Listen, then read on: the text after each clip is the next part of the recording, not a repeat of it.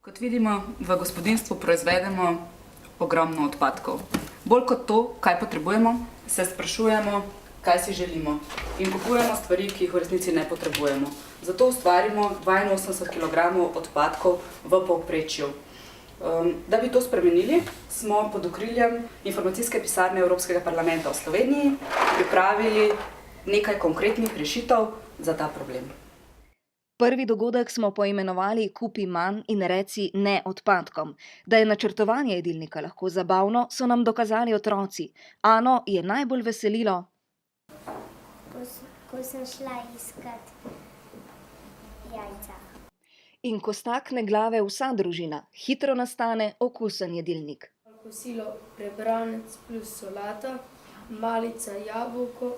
Pri nakupovanju so se družine trudile ustvariti čim manj odpadkov. Tiste, ki smo jih pridelali, pa smo na naslednji delavnici kreativno uporabili. V bistvu je tako počasi se vedno bolj sprejema ta koncept, ki je bolj, več se govori tudi o tem trajnostnem pristopu, čim manjšem smetenju. Izpod spretnih prstov najmlajših in pod budnim očesom kreativne oblikovalke smo kavno embalažo preoblikovali v škatlice za darila.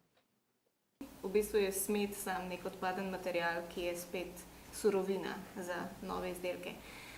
A žal razmišljanja, kako ustvariti čim manj odpadkov, še nismo vsi ponotranili. Verjamem v povezovanje, zato so mi taki primeri še veliko bolj pomembni, ko se izvajalci, Evropski parlament, nevladne organizacije povezujejo, predvsem pa verjamem v politiko majhnih korakov. Da je sodelovanje nujno potrebno, nam je dokazal obrnjen črni zabojnik.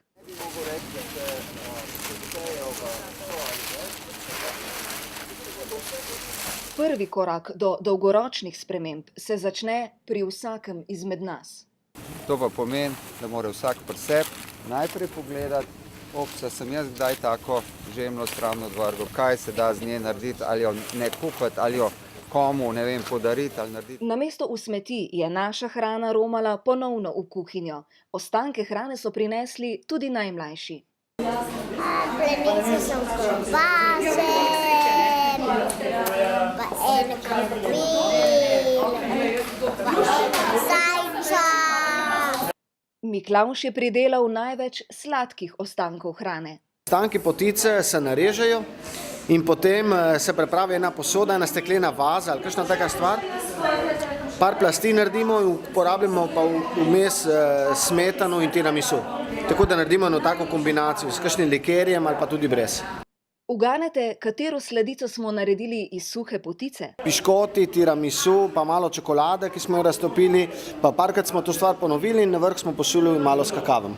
In če potrebujete dokaz, da so ostanki hrane lahko nov okusen obrok? Tole bolj zgleda v kakšni restavraciji, kot ponavadi.